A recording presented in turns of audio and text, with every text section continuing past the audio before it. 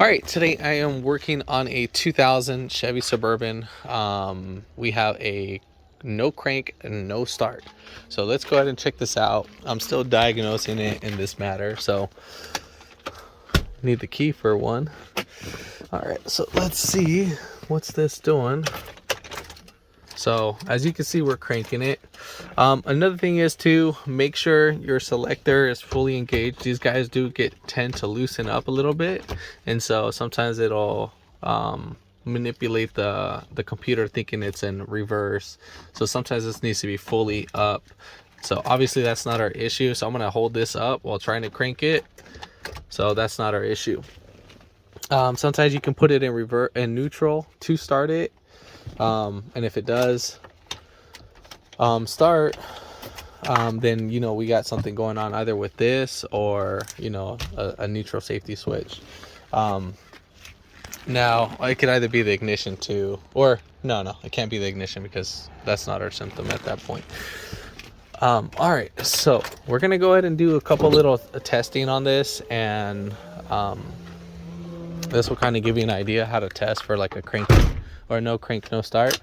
If you kind of hear me say like a mispronounce something, just bear with me. My mind's thinking more faster than what it should. So first things first, we need to get our fuse box. Our fuse box is missing the cover, so I can't really tell you too much. I already did the honor of finding where the starter relay is. So make sure your fuse box looks just like this. So since it does, then your starter relay will be right here. So first things first, before we even actually get to this, before I get ahead, make sure you check the battery voltage. My battery voltage is low. 11.3 is not enough to start this car, but still it should do some sort of clicking in that. So even though we had the jumper on, it wasn't starting. So that's our issue, is the customer let the battery run a little bit low. All right, so let's go to the next step. Starter relay is right here. So we're gonna pull this guy right out.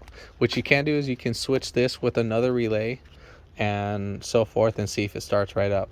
If it doesn't, then our relay is not our issue. So next step, we need to see if we have voltage at the actual starter. And for this step, you're actually gonna need a multimeter. Here I have a power probe, completely different than a multimeter. It's same concept, it's just a lot more faster and quicker for me, instead of having one lead on a ground and then moving it over. So this lets me apply power and ground out stuff as I should. So I know my battery voltage is 11.3. that's when me engaging it, and then that's me grounding it.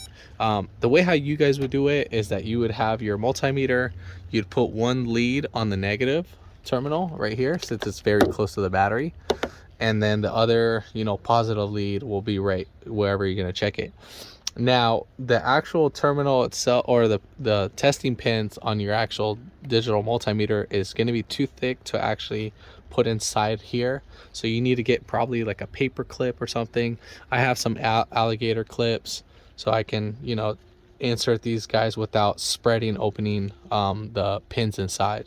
That's the last thing you want to do, and then tear apart the whole unit to close them up.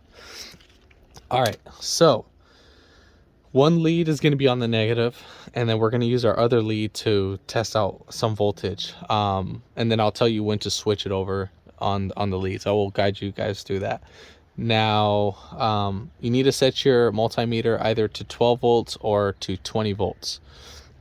So first things first, let's go ahead and get our thing.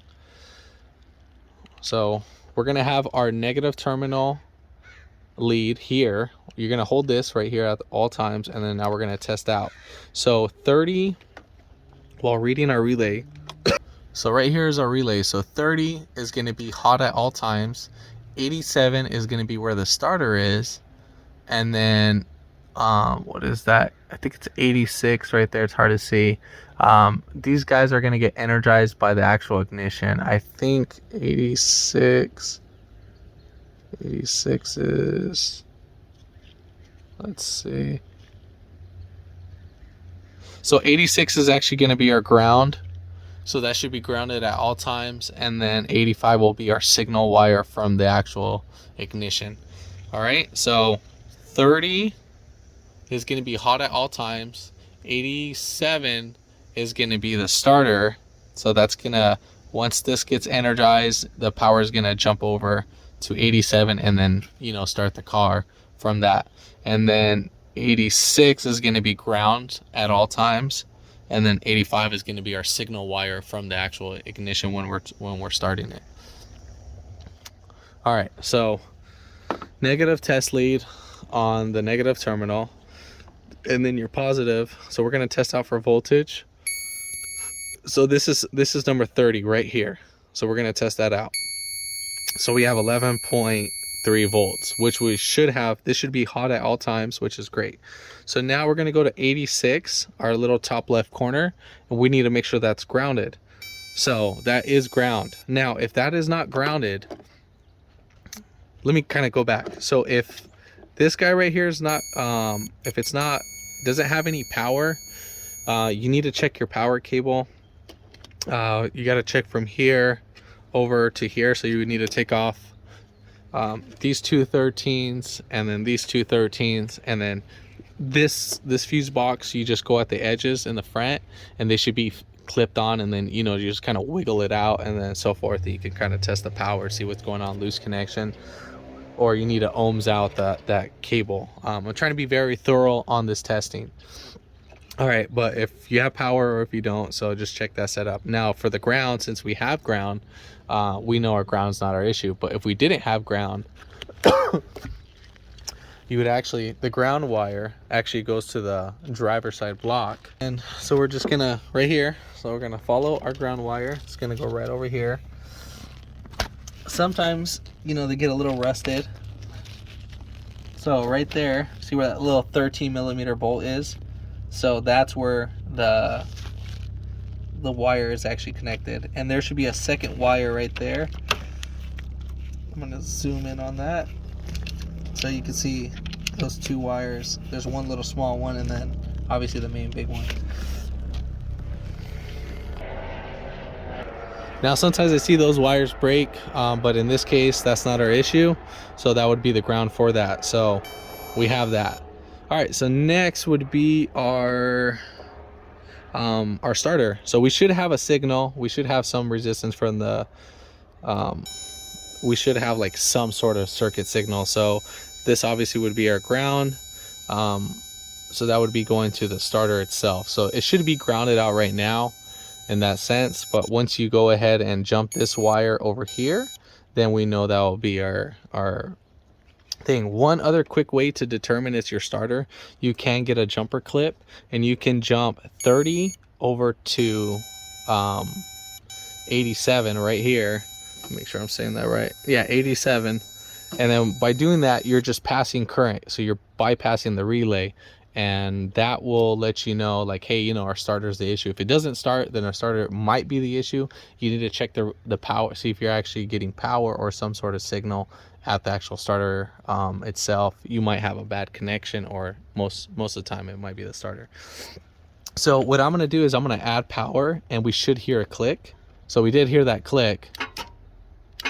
Now this won't start it, just because this cable is not going to start about 200 amps or something. So this will actually melt that.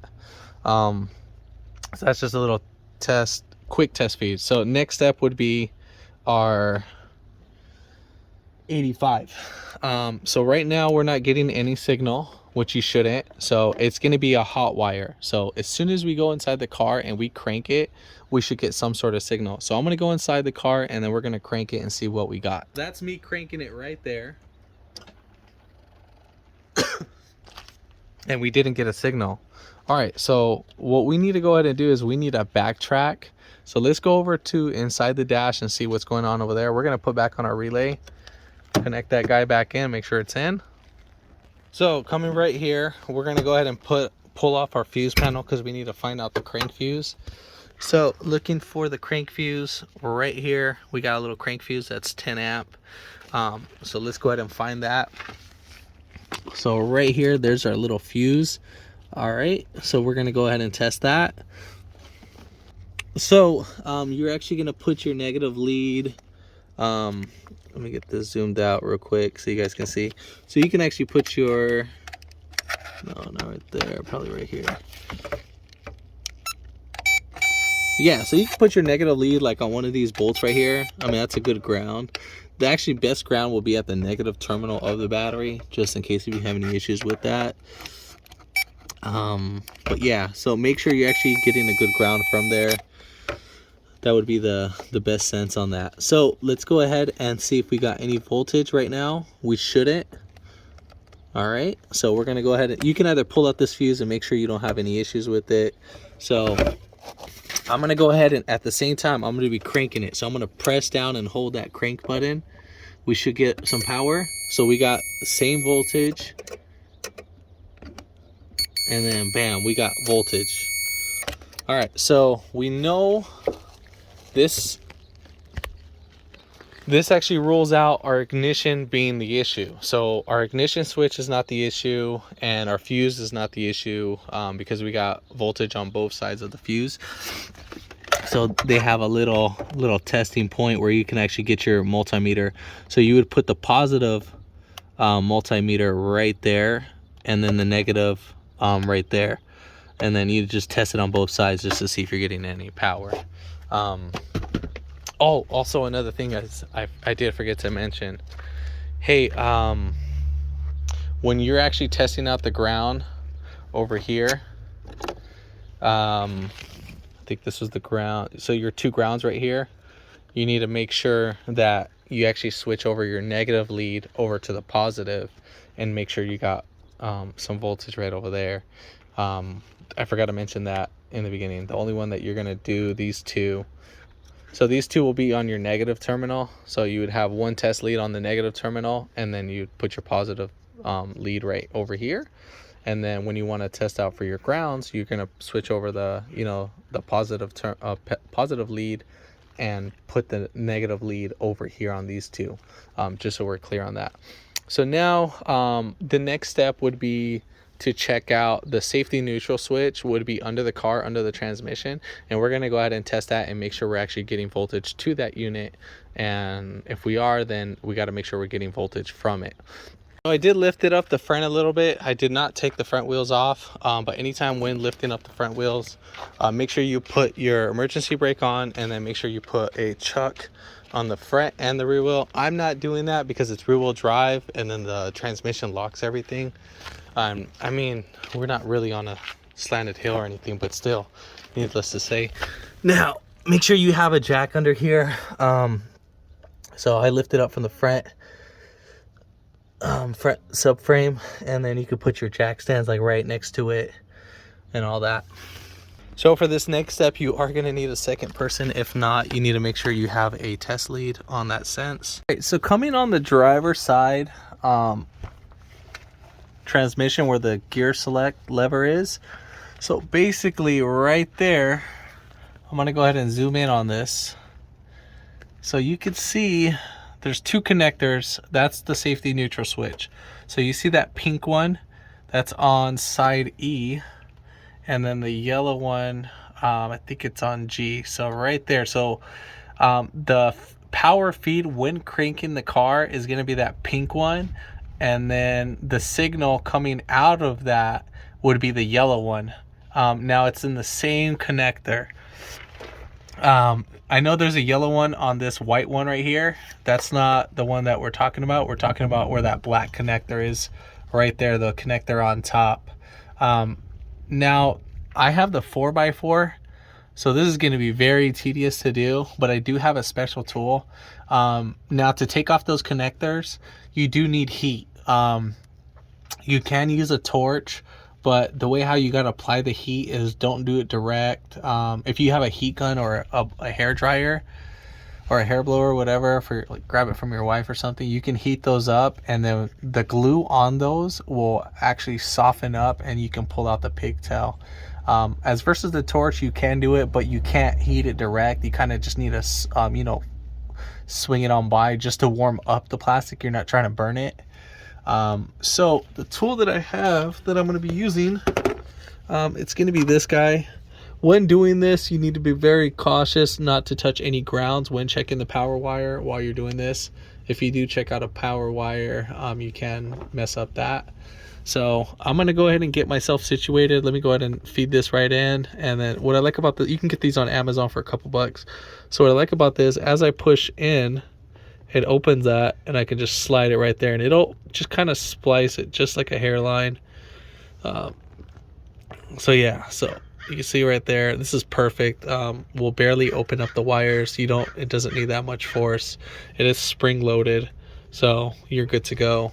Sometimes you do need to pull these back just a hairline and make sure the wire is centered in there. But yeah, so let me go ahead and get this dialed in. First, we're gonna start off with the pink wire and then I'll get back to the video. All right, so I already got my little piece in. That's how it should look like. I mean, if you don't have that, you can, you know, put it back probe it and all that, but I think this method will be a lot more quicker and easier for me, so that's why I have these guys right there. I have one, they come with the little wire test lead, and then I have my alligator clips, those are separate, and I'll have that on my power probe.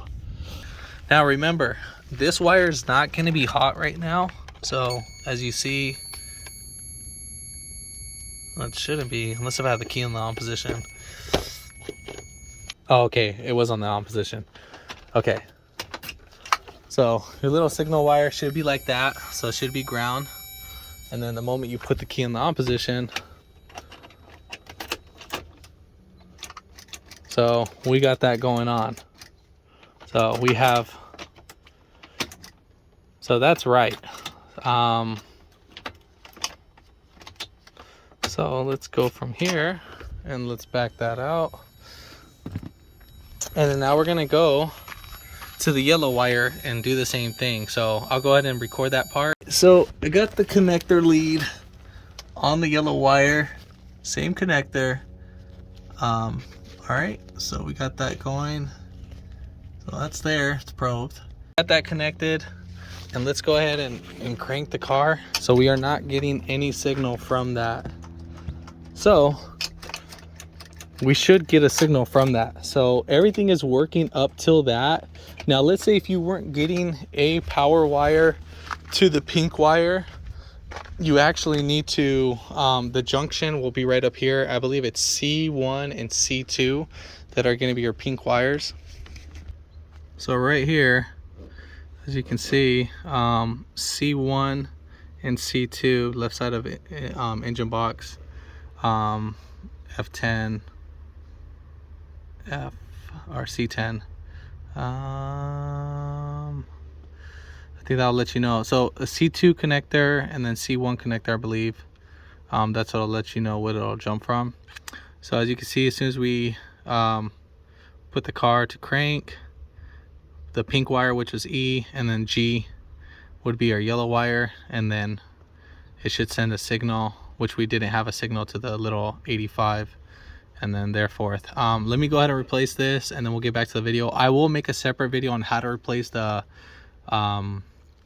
safety neutral switch, and then and so forth. We'll get back to the video.